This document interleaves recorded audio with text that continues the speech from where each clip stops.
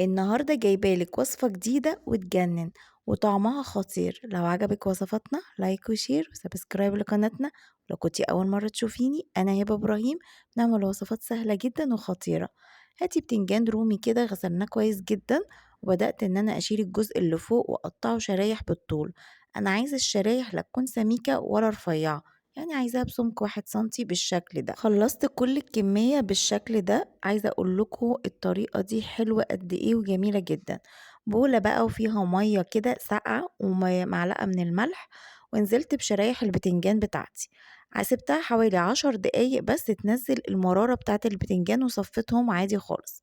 الجريلا بقى وحطيت فيها بخة من الزيت، وبدأت ان انا اشويها كده، عايزاها تاخد لون جولد بحيث ان تبقى طرية معايا عشان لما اجي الفها تبقى سهلة معايا. خلصنا كل الكمية. في الوصفة دي انا احتاجت حوالي ربع كيلو من اللحمة المفرومة، عليهم بصلة مفرومة وملح وفلفل وبابريكا وبهارات لحمة.